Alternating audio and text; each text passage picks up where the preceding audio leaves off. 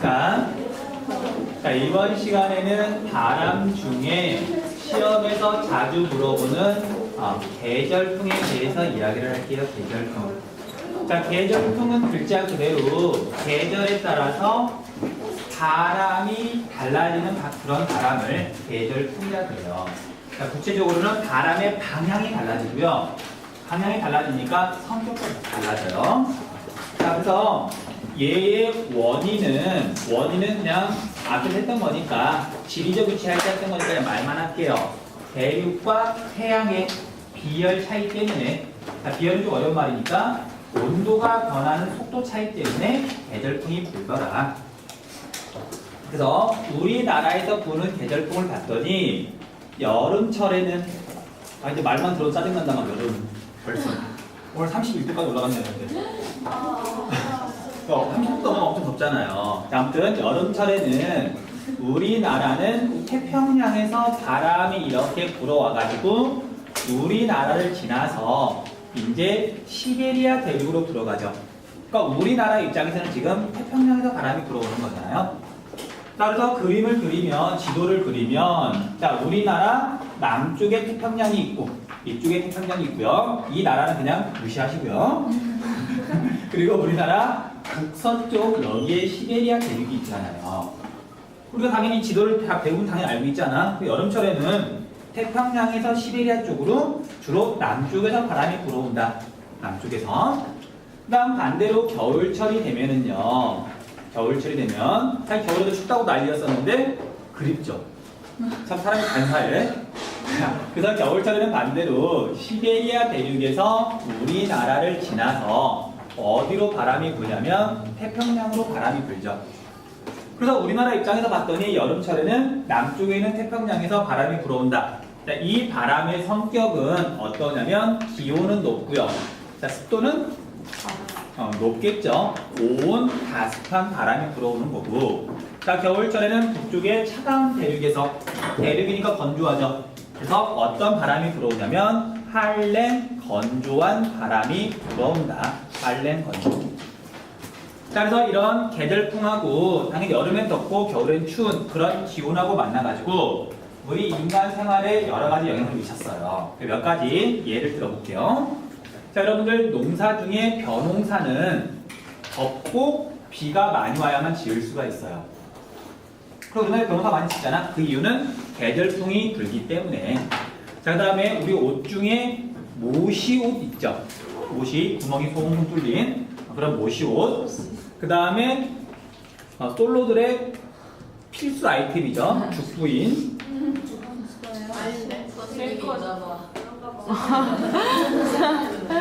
자, 그래서 죽부인 같은 것도 더우니까. 자, 그 다음에 염장이 뭐지, 유주야? 유주야, 염장이 뭐야? 소금 염자. 여름에는 음식이 쉽게 상하니까 소금에 절이면 얘가 쉽게 상하지 않거든요. 소금으로 이 음식을 이렇게 보관하는 걸 염장이라 그래요. 자, 그러면서 겨울엔 춥고 건조한데 추우니까 나타나는 현상. 자, 우리는 집을 지을 때 남쪽으로 집을 짓죠. 남향집. 왜냐면 우리가 겨울철에는 해가 높게 안 뜨잖아요. 낮게 뜨니까 그 햇빛이 집 안쪽까지 들어오거든요. 그래서 남향으로 짓는 거예요. 근데 여기서 좀 약간 뭐 분노라기보다는 어이없는 것 중에 하나. 왜 우리 학교는 남향이 아니고 북향일까? 왜냐면 밖에서 해보려고. 그쵸? 잘 알고 있죠? 그러니까 이 학교를 지을 때 누가 이렇게 그렇게 추진했는지 모르겠는데 그런 말 있잖아요. 유럽을 돌아다니면서 거기에 마음에 드는 학교를 이렇게 모델로 해가지고 이 학교를 지었다고. 그래요? 그런 얘기 들어본 적 있죠? 그래서 그냥 오해하지 마시고 그래서 이제 일반적인 학교를 보면 이 복도가 있고 이렇게 교실이 있으면 교실이 남쪽에 있고요, 복도가 북쪽에 있어요. 마치 이제 이쪽에 있는 교실들처럼. 그럼 그렇게 되면 이 창문들이 되게 많잖아, 이쪽으로는. 이게 밖에서 보면 창문들밖에 안 보이니까 사실 건물이 예쁘기 힘들어요. 이해돼요? 그래서 이 참 마인드가 참 아마 그분은 지리를 이렇게 열심히 공부를 안 하신 것 같아. 유럽은 여름에 별로 안 더워요.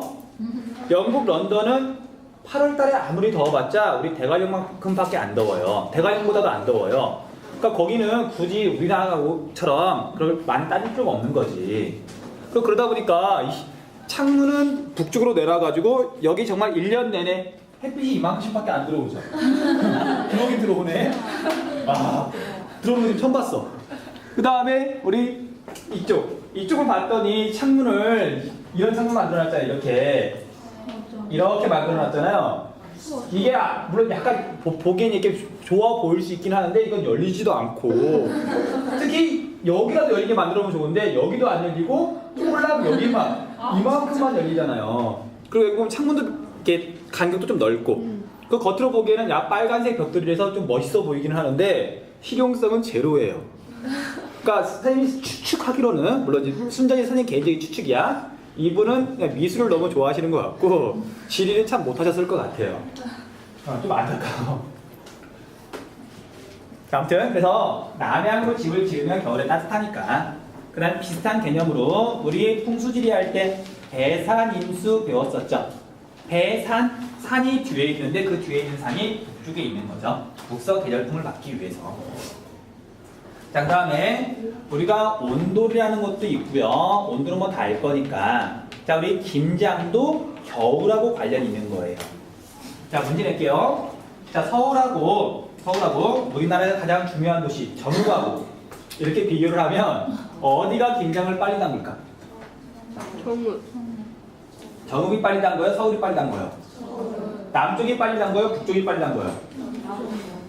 김장은 북쪽이 빨리 담궈요.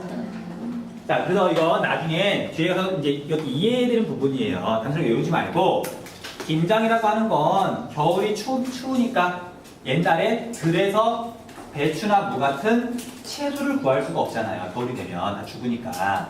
겨울에도 채소를 먹고 싶으니까 소금에 절여가지고 겨울에 먹었던 거예요. 겨울이 빨리 오면 겨울이 추운 동네일수록 김장을 빨리 담그는 거예요. 채소가 빨리 없어지니까. 이해돼요? 그래서 우리가 서울하고 저쪽 남해안하고 비교해보면 거의 한 달 가까이 차이가 나요. 김장 담그는 시기가. 자, 그렇게 정리하고 넘어가시면 돼요. 자, 이제 이 두 가지를 조금 더 정리를 해볼 건데, 자, 여러분들 여름하고 겨울 중에 언제 바람이 더 강하게 분다? 겨울이 더 강하게 불죠. 그러니까 그 원인은 모르더라도 이 기온이 낮아 죽겠는데 바람까지 세게 불죠. 더워 죽겠는데 바람도 잘 안 불어요. 그러니까 거의 본능으로 알고 있을 거야. 자, 이유는 간단해요. 두 지역 사이에 온도 차이가 많이 나는 날수록 바람이 강하게 불어요. 여름에 더워요. 여기는 역시 덥지. 여름에는 여기가 뭐 차갑거나 시원하거나 그러지 않아요. 여기도 덥고 여기도 더운데 조금 더 더운 거지. 근데 겨울에는 여기는 따뜻해요. 여기는 말도 못하게 추워요. 그래서 우리가 뭐 세계지리 나중에 뭐 선택할 사람도 있을 테지만 시베리아 대륙이 사람이 사는 동네 중에서는 제일 추운 동네예요. 겨울철이 되면 평균 영하 40도까지 떨어져요. 평균이니까 추울 때는 영하 60도까지도 떨어져요. 혹시 그런 영상 본 적 있어요? 러시아 해가지고 시리즈 막 나오는데 러시아 이제 아파트 위에서 끓는 물을 창밖에 쫙 뿌렸더니 눈처럼 얼음 알갱이 대로 쫙 떨어지잖아요. 영하 한 50도쯤 되면 그렇게 된다 그러더라고요.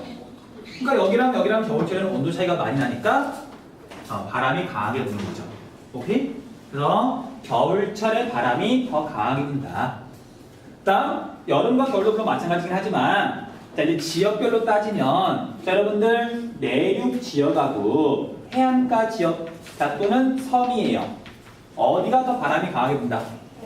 당연히 해안가가 더 강하게 불죠. 자, 바람이 부는데 바다는 아무것도 막는 게 없죠. 마찰이 적으니까 바람이 강하게 부는 거고요. 내륙 지역은 산이나 언덕이나 나무 같은 것들이 바람을 막잖아요. 바람이 약해지는 거죠. 오케이? 자, 그 다음에 플러스 알파 내륙 지역과 함께 그러니까 해안 지역과 함께 또는 섬과 함께 내륙이라 하더라도 해발 고도가 높은 고산 지역 있죠. 산 꼭대기. 거기도 뭔가 막을 게 없잖아. 그래서 여기도 바람이 강하게 불어요. 자, 지금 이걸 이야기해 준 이유가 뭐냐면 우리 바람하고 관련된 게 뭐냐면 풍력 발전 우리나라에서 풍력 발전을 가장 많이 하는 곳이 어디다? 대관령. 그래서 우리가 고산지대. 바람이 강해야 풍력 발전을 하기에 유리하잖아요. 대관령. 그다음 섬 중에 풍력 발전을 많이 하는 섬. 바람이 강한 섬. 은서야. 우리나라 바람이 강하게 부는 대표적인 섬. 제주도. 그러면 제주도 가면은 해안가에 풍력 발전 그 기계 있잖아요. 그걸 쉽게 볼 수가 있어요. 제주도에도 많아요. 그래서 이렇게 연결을 하시면 돼요. 자, 그 다음에 뒤에서 또 이야기를 하겠지만, 자, 이제 우리가 일기도를 제시하고 계절을 물어보기도 하거든요. 자, 바람은 고기압에서 우리나라 쪽으로 불어온다 그랬죠. 여름철에는 여기에 고기압이 있어요. 고기압에서 저기압으로 바람이 부니까 고기압에서 바람이 불어온다고 생각하면 된다고 했잖아요. 겨울철에는 시베리아 댐 쪽에 고기압이 있어요. 그러니까 우리나라를 중심으로 어느 쪽에 고기압이 있느냐 그것만 보더라도 계절을 알 수가 있어요. 자, 뒤에 가면 나오니까 그때 다시 좀 더 추가적으로 자세히 설명을 해줄게요.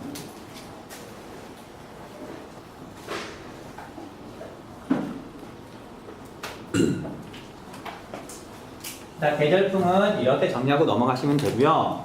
그 다음에 이제 바람이 불면서 지형을 만나게 되면, 높은 산맥 같은 걸 만나게 되면 독특한 현상이 나타나요.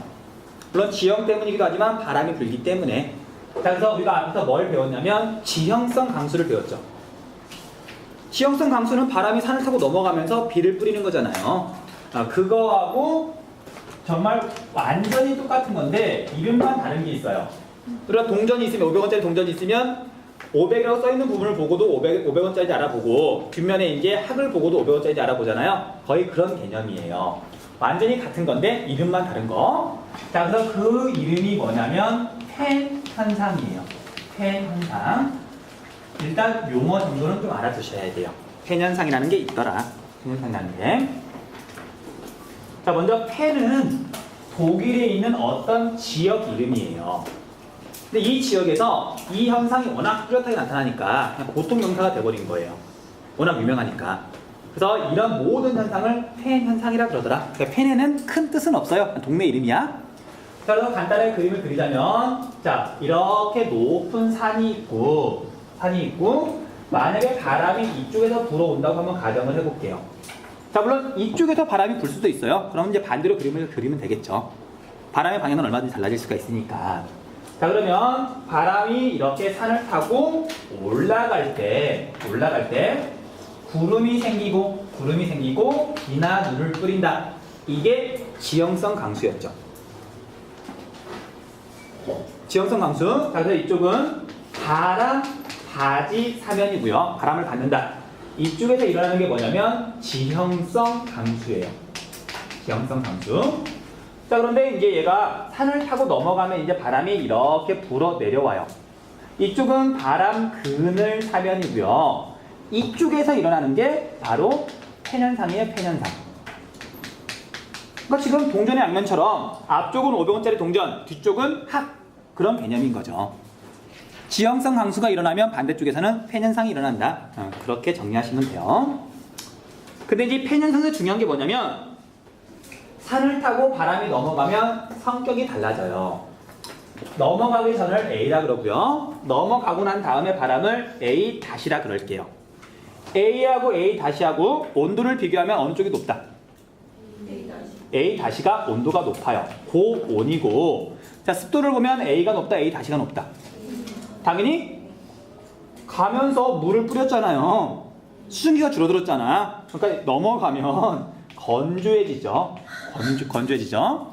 그래서 바람이 산을 타고 넘어갈 때 비나 눈을 뿌리고 나면 고온 건조해진다. 이게 펜현상이에요. 자, 이렇게만 알고 있으시면 되고요. 이제 탐구 정신이 이렇게 조금 이렇게 강한 애들 있잖아. 그 궁금증이 많은 애들 물어보더라고요. 아니, 왜 온도가 올라가냐고. 여러분들 1학년 때 지구과학 배웠죠? 그때는 아마 계산까지 다 했을 텐데. 산의 높이 알려주고, 구름이 언제부터 생기는지 알려주고. 기억이 없어요? 자, 그래서 이건 지금 말하는 건 지구과학이니까 절대 안 물어보니까 그냥 궁금한 사람만 들으세요. 자, 우리가 이렇게 올라가면서 이제 하늘 공기 중에 있던 수증기가 얘가 물방울로 바뀌죠. 물방울로. 또 위로 올라가면 일단 기온이 내려가는데 수증기가 물방울로 바뀌면서 열이 나와요. 상이 변할 때는 우리 잡열 배웠었죠. 기억나요? 100도씨 물이 있고 100도씨 수증기가 있잖아. 뭔 소리지? 수업하지 말라는 건가? 해야 되는데?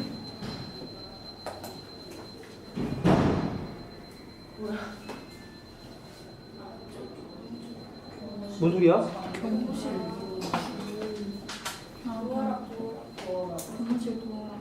아, 도어라? 자, 100도씨 물이 있고 똑같은 100도씨지만 100도씨짜리 수증기가 있단 말이에요. 그러니까 물이 끓을 때 물이 에너지를 흡수해야 수증기가 되는 것처럼 반대로 수증기가 물이 될 때는 에너지를 내보내요. 그러니까 수증기가 물이 되면서 열이 조금 나오니까 올라가는 만큼 그대로 온도가 떨어지는 게 아니라 이렇게 구름이 생긴 다음부터는 100m당 0.5도씩 기온이 떨어져요. 근데 여기서 이렇게 내려올 때는 뭐 물이 수증기가 되거나 수증기가 물이 되거나 그런 게 없죠.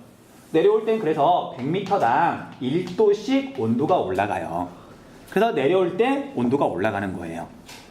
자, 그래서 이건 그냥 잊어버리시고 우리 기억해야 되는 건 이것만 기억하시면 돼요. 바람이 산을 타고 넘어가면서 비나 눈을 뿌리면 고온 건조해진다. 고온 건조해진다.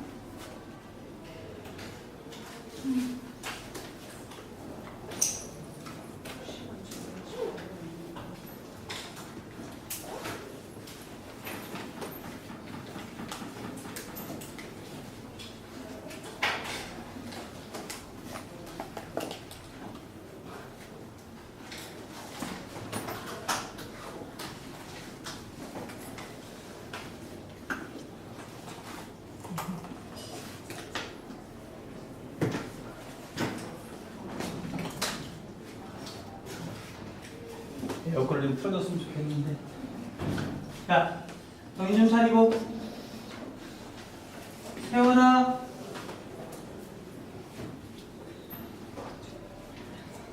민채야. 민채야. 야. 자, 그럼 우리나라에서 폐행 현상이라는 건 자, 언제나 일어난다고 보시면 돼요. 지형성 강수가 내리면 모두 폐현상이 일어나는 거니까. 그래서 한 예를 들면 이런 식이에요. 자, 우리가 봄은 기본적으로 건조하죠. 그리고 원래 산불이 봄에 제일 많이 일어나거든요. 기온은 높고 올라가는데 수증기가 없으니까. 근데 봄에 봤더니, 자, 봄에 우리나라는 주로 바람이 어느 쪽에서 불까요? 동서남북 중에. 주로 서쪽에서 바람이 불어요. 이유는 여름하고 겨울에는 계절풍이 불지만 그 중간일 때는 대륙이랑 바다랑 온도가 비슷하니까 계절풍이 약해지면서 그냥 편서풍이 주로 영향을 미치는 거예요. 또 봄에 주로 서쪽에서 바람이 이렇게 불게 되면은요, 태백산맥을 기준으로 영서지방과 영동지방이 나뉘어지는데 어느 쪽이 더 건조하다? 여기 가운데 이제 태백산맥이 있죠. 어느 쪽이 더 건조하다? 당연히 영동 지방이 여기가 더 건조하다. 더 건조하다. 서쪽에서 바람이 이렇게 부는데 태백산맥을 타고 넘어가면서 이쪽에 봄비가 내려요. 그럼 이쪽은 고온 건조해지잖아요. 그러니까 이것도 폐현상이란 말이야. 자, 또 지형성 강수에 가깝긴 하지만 자, 우리 제주도가 이렇게 있어요. 타원이죠. 가운데 이렇게 한라산이 있어요. 남쪽에 있는 도시 서귀포, 북쪽에 있는 도시 제주시. 자, 여름철에 이제 바람이 이렇게 부는데, 자, 날마다 비가 내리는 건 아니지만, 자, 제주도에 이제 비가 내리고 있어요. 그러면 제주시하고 서귀포시하고 어느 쪽에 비가 더 많이 내릴까? 당연히 2번 동네 서귀포에 비가 더 많이 내려요. 근데 이렇게 비가 내리는 날에는 재밌게도 2번보다는 1번이 온도가 더 높아요. 왜냐면 산을 타고 한라산을 타고 넘어가면서 폐현상이 일어나니까. 이해세요? 그러니까 그런 식으로 지형성 강수하고 폐현상으로 같이 일어나는 거라서 우리나라에서는 수많은 폐현상이 일어나요. 오케이? 그런데 이런 폐현상 중에 제일 유명한 폐현상이 뭐냐면 높새 바람이에요. 높새 바람. 자, 자, 집합 관계로 표시하면 높새 바람은 팬 현상 중에 하나예요. 수많은 팬 현상 중에 하나. 그래서 얘가 이제 왜 중요한지 그 특성 같은 거 이렇게 간단히 한번 정리를 해볼게요. 자, 얘가 중요한 이유는 뭐냐면 일단 심각한 가뭄 피해를 주기 때문에 인간한테 많은 영향을 주기 때문에 중요해요. 자, 여러분들 겨울철에 만약에 팬 현상이 일어난다. 사람한테 거의 영향을 미치지 않아요. 뭐 들판에 농작물 있는 것도 아니고. 그렇잖아. 겨울에 오히려 고온 건조해진다. 좋지. 따뜻해지니까. 근데 얘는 심각한 가뭄 피해를 주기 때문에 중요하고. 자, 가뭄 피해가 어디서 일어나냐면요. 태백산맥을 기준으로 영서지방에 가뭄 피해가 있어요. 영서지방 사람들이 높새 바람이라고 부르는 거예요. 이 바람이 중요하니까. 자, 그다음 두 번째. 자, 이제 얘는 시기가 중요해요. 자, 가뭄 피해가 아무 때 일어나는 게 아니라고 했잖아요. 자, 언제냐면은 시기를 갖다가 표현하면 늦봄에서 초여름 사이에 가뭄 피해를 주는 거예요. 자, 이걸 월로 말을 하자면 5월부터 6월 초까지.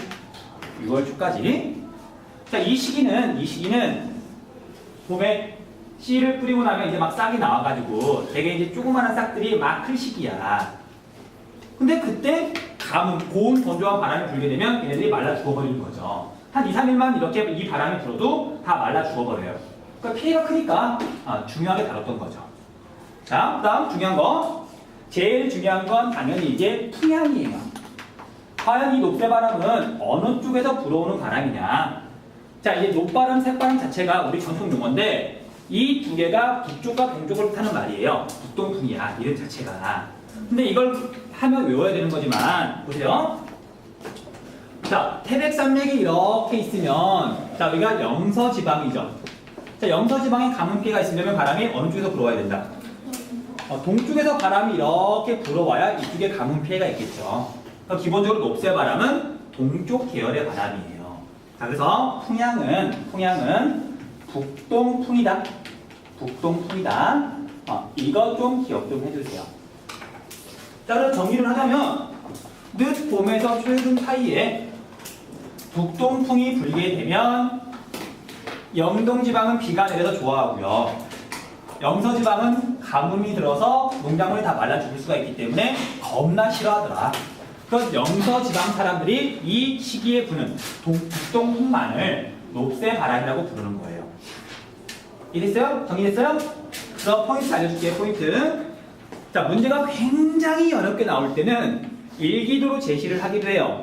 자, 별다른 말이 없는데 만약에 고기압이 여기에 있다. 무슨 뜻이에요? 일기도에서. 여기서 우리나라 쪽으로 바람이 불어온다는 얘기잖아. 고민하지 않으셔도 돼. 고기압이 중요하다고 그랬잖아. 북동풍이네? 그럼 둘 중에 하나예요. 자, 우리가 지난 시간에 북동풍 하나 배웠었죠. 북동풍이 불면 어디에 눈이 내린다? 물론 울릉도는 늘 눈이 내리니까 울릉도 말고 어디에 눈이 내린다?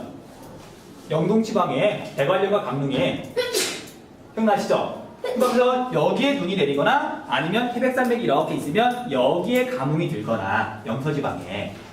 그리고 여기 고기압이 있는 거 확인했으면 다른 정보를 가지고 이게 겨울인지, 겨울이면 눈 내리는 거고 봄이면 이쪽에 가뭄 피해가 드는 거고요. 그렇게만 구별하시면 된다는 말이에요.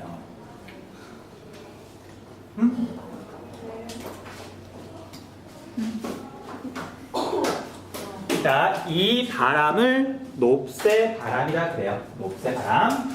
높새 바람 정리하세요. 높새 바람 정리.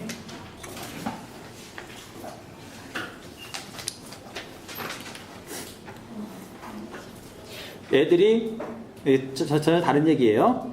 그저껜가? 우리 뭐 웹진에 뭐 실을 거라면서 나보고 그 설문조사 좀 해달래, 인터뷰 좀 해달래요. 서면으로. 거기 질문들 중에 뭐가 있었냐면 선생님께서 스스로 나 되게 수업 잘한 것 같아 느끼는 순간이 언제냐고. 그 순간이 언제지? 설명을 딱 하고 났던 애들이 저게 뭔 소리지? 이해했어요? 없애봐라? 근데 틀림없이 나중에 물어본다 애들이 선생님 녹색 바람하고 팬 현상은 어떻게 달라요? 같은 거예요? 다른 거예요? 물어보는 애들 꼭 있어요. 다른 거다? 다른 게 아니고 녹색 바람 중에 팬 현상 중에 녹색 바람이 있는 거예요. 보건실이요? 네. 선생님 다녀오세요.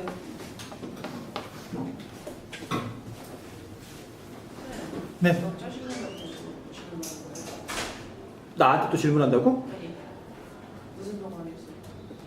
우리 그 뭐지? 교지 편집반. 아, 응.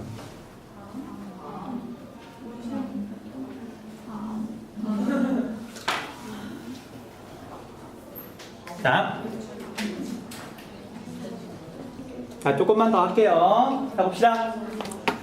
자, 여길 봐. 네 코앞에서 하고 있는데 이 조그만 걸 보고 있어. 진짜. 어? 맞아요. 쌤 막 지우고. 어? 쌤이 여기 지우면 여기. 물기 있을 때 비치잖아요. 자, 여기 고개 들고. 자, 이제 바람 중에 자, 우리가 계절풍, 편서풍은 굉장히 규모가 큰 바람이에요. 아시아 대륙과 태평양 사이 왔다 갔다 하는 바람, 적도하고 그다음에 극지방에서 왔다 갔다 하는 바람, 큰 규모의 바람 말고요. 굉장히 약간 좁은 지역에서 부는 바람을 우리가 국지풍이라고 불러요. 이 국지라는 말은 좁은 지역을 말을 해요. 보통 얘네들은 대략 10에서 20km 정도? 이 정도 사이에서만 부는 바람이에요. 근데 원리는 똑같아요. 모든 바람은 두 지역의 온도 차이 때문에 바람이 불잖아요. 지금 설명하는 것도 얘가 어느 쪽에 온도가 높고 낮지? 원리만 한번 이렇게 이해를 하고 나면 절대 헷갈리지 않는 내용이에요. 그래서 이런 국지풍 중에 첫 번째 어떤 바람이 있냐면요. 해륙풍이라는 게 있어요. 해륙풍. 바다에서 불어오는 바람, 육지에서 불어오는 바람. 그래서 얘는 어디를 말하는 거냐면요. 해안가 지역, 바닷가 지역은 바람의 방향이 자주 바뀌어요. 물하고 땅하고는 온도 변하는 정도가 다르니까. 자, 그럼 간단하게 그림을 그릴게요. 자, 이렇게 바다가 있고요. 여기에 이렇게 육지가 있어요. 그리고 지금은 언제냐면 낮이에요, 낮. 자, 낮에 이렇게 지금 해가 떠 있으면 어느 쪽이 온도가 높다? 이쪽이 온도가 높다. 낮에는 땅이 더 빨리 온도가 올라가니까. 자, 온도가 올라가면 고기압, 상승기류, 하강기류. 당연히 여기서 이제 이렇게 상승기류가 생기고요. 이쪽은 상대적으로 이렇게 하강기류가 생기잖아요. 그럼 바람은 당연히 하강기류가 생기는 고기압에서 상승기류가 생기는 저기압 쪽으로 바람이 이렇게 불겠죠. 그러니까 바닷가에서 봤더니 여기 지금 바닷가에서 봤더니 해안가에서 봤더니 낮에는 바다에서 바람이 불어온다. 해풍이에요, 육풍이에요? 당연히 바람이 해풍이 되겠죠. 해풍이 불더라. 자, 밤이 되면 완전히 뒤집어져요. 온도가 천천히 떨어지고 얘는 빨리 식죠. 그러니까 이게 상승기류였던 게 하강기류로 바뀌고 하강기류였던 게 상승기류로 바뀌고. 그래서 우리가 밤은 굳이 그림 안 그릴게요. 자, 밤에는 반대로 육지에서 바다 쪽으로 바람이 불더라. 육풍이 불더라. 바람은 불어오는 쪽이 기준이라 그랬죠. 그래서 이게 해륙풍이에요.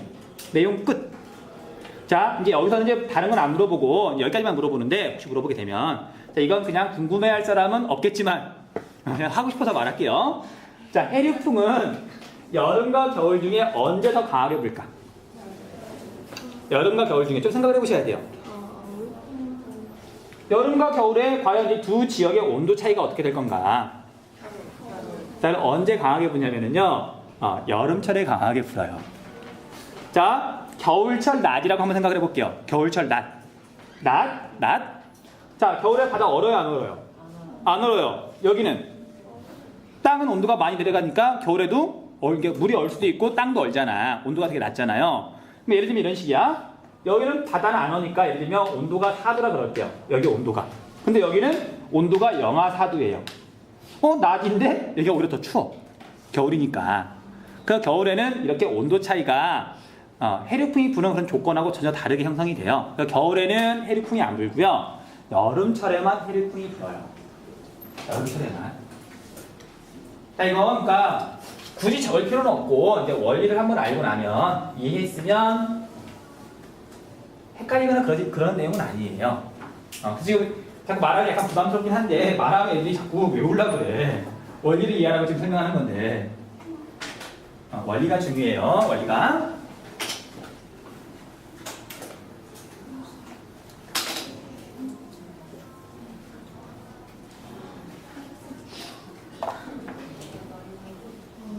와 진짜 에어컨 좀 틀어줬으면 소원했겠다. 자, 두 번째 좁은 지역에서 부는 바람 마저 설명할게요. 자, 여러분들 산고풍이라는 것도 있어요. 산고풍. 자, 얘는 어디에서 부는 바람이냐면요. 산간 지역, 산에서 부는 바람이에요. 이것도 마찬가지야. 좁은 지역이니까 낮과 밤의 바람의 방향이 달라지고요. 두 지역의 온도 차이만 보면 돼요. 자, 산간 지역이니까 산이 많아요. 두 개만 그릴게요. 그래서 아침에 해가 떴어요. 낮이 된 거예요. 산 정상하고 계곡하고 이렇게 봤더니 산 정상은 곧바로 해가 비치기 시작하죠. 온도가 올라가기 시작해요. 여기는 산으로 둘러싸여 있으니까 아직 그림자잖아요. 온도가 빨리 안 올라간단 말이에요. 그래서 낮 시간대에는 여기에서 이렇게 상승 기류가 생기고요. 여기 골짜기 계곡 쪽에서는 이렇게 하강 기류가 생겨요. 그럼 바람이 어떻게 부냐면 고기압에서 상대적으로 저기압 쪽으로 이렇게 바람이 부는 거죠. 이 바람을 여기 산 중턱에서 봤더니 계곡에서 불어오는 바람 폭풍. 자, 그래서 산간 지역에서는 어차피 다 원리는 알고 있는 거니까 낮 시간대에는 고풍이 분다. 그 다음 밤이 되면 당연히 얘가 반대로 뒤집어져요. 자, 밤 말로만 할게요. 산 꼭대기는 주변이 지금 뻥 뚫려 있죠. 그냥 열이 쉽게 빠져나가요. 근데 여기는 사방이 지금 막혀 있는 거잖아요. 계곡이니까 열이 잘 안 빠져나가요. 그럼 이게 반대로 온도가 높고 온도가 낮고 뒤집어지겠죠. 그럼 밤에는 산 꼭대기에서 바람이 불어서 내려온다. 산풍이 분다. 산풍이. 자, 참고로 이 고풍은 우리말로 골바람이라 그래요. 골짜기에서 부는 바람. 자, 산고풍까지 끝. 여기까지 내용 정리하시면 돼요. 아이, 저 끝내려고 하지 마.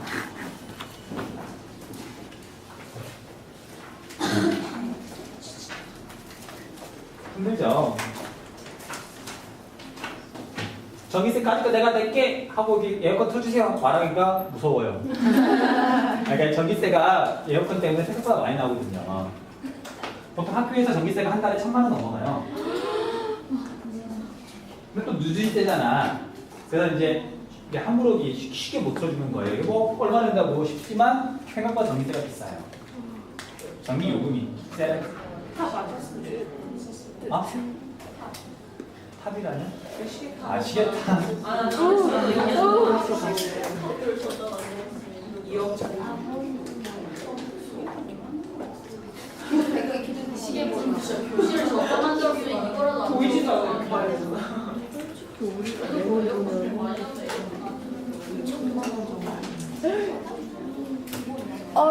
애들 불만 폭발.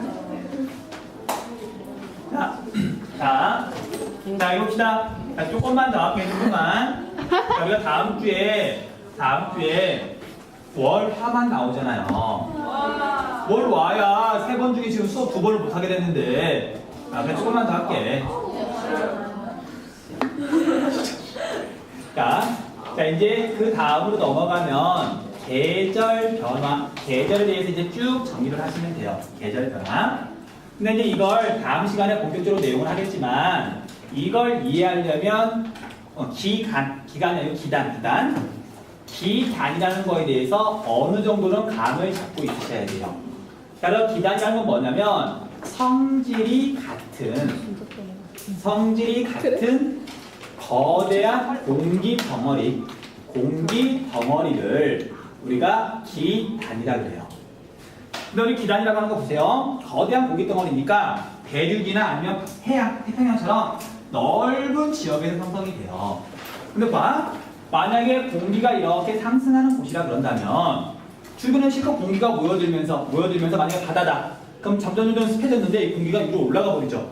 그러니까 같은 성질이 여기에 모이는 게 아니라 자꾸 사라진단 말이에요. 그래서 우리가 기단이라고 하는 건 상승 기류가 생기는 곳 저기압이 아니라요. 하강 기류가 생긴 다음에 이 바람이 주변으로 천천히 퍼지는 거예요. 그럼 만약에 이제 여기가 바다다. 그러면 이제 퍼지면 습기를 머금고 이 습기를 머금은 바람이 어느 지역에 이렇게 영향을 주는 거잖아요. 그렇잖아. 자, 상승 기류가 생기는 곳은 주변 지역에 영향을 미치는 게 아니라 하강 기류가 생기는 곳에서 주변으로 퍼지면서 주변 지역에 여기에 성격이 영향을 미치는 거죠. 중요한 포인트는 기단은 그래서 고기압에서 형성이 된다. 고기압에서. 자, 시베리아 대륙에서 바람이 불어오는 시기는 겨울. 북서 대륙풍이 불어오죠. 그때 시베리아 쪽에 고기압이 있는 거고 그때 시베리아 기단이 발달하는 거란 말이에요. 자, 지금 처음 들어가면 헷갈릴 수도 있지만 다음 시간에 이야기할 거니까 지금은 중요한 건 고기압에서 주변으로 영향을 미친다는 거. 그러니까 고기압 쪽에서 바람이 들어온다는 거. 그것만 기억하시면 돼요. 자, 그래서 우리나라를 이렇게 봤더니 한반도를 봤더니 자, 우리나라 주변에 있는 기단의 성격을 정리하는 건 되게 쉬워요. 자, 일단 이름부터 적을게요. 여기에 시베리아 대륙이 있으니까 시베리아 기단. 시베리아 기단이 1년 내내 우리나라에 영향을 미치는 게 아니라 여기서 바람이 불어올 때만 겨울철에만 영향을 미친단 말이에요. 그럼 반대로 여기에는 북태평양이 있으니까 북태평양 기단. 얘는 이쪽에서 바람이 불어올 때 여름철에만 영향을 미쳐요. 그 다음에 여기에 가면 캄차카 반도로 둘러싸인 바다가 있는데 어떤 바다? 오호츠크해. 자, 오호츠크해 기단이 우리나라에 영향을 미칠 때는 지금 북동풍이 부는 거죠. 얘는 어느 계절에 주로 우리나라에 영향을 미친다? 북동풍. 아까 녹새바람 했잖아요. 녹새바람은 얘가 영향을 미치는 거야. 늦봄에서 초여름 사이. 우리가 배웠던 거 이렇게 한 숫자 맞추면 된단 말이에요. 자, 그 다음에 우리나라에 직접 영향을 미치는 건 아니지만 적도에서도 가끔 얘가 스파이를 보내요. 태풍이라는 놈이 이렇게 올라오면서 우리나라에 영향을 미치잖아. 그리고 얘는 태풍. 그렇게만 정리하시면 돼요. 자, 그래서 각 기단의 성격 정리할게요. 우리나라를 봤더니 고위도와 저위도의 중간. 우리나라보다 북쪽이면 차가운 기단, 우리나라보다 남쪽이면 뜨거운 기단, 따뜻한 기단. 우리나라는 대륙과 해양의 중간. 이쪽은 건조한 기단, 이쪽은 습한 기단. 그렇잖아. 우리나라가 하필이면 대륙과 해양의 중간, 고위도와 저위도의 중간. 우리나라를 기준으로 기단의 성격이 달라진다고요. 말로만 할게요. 시베리아 기단, 한랭, 건조. 오호츠크해 기단, 차갑고 습하다. 냉면 스빈이라 그러거든요. 어쨌든 차갑고 습하다. 얘는 고온, 가습. 덥고 습하다.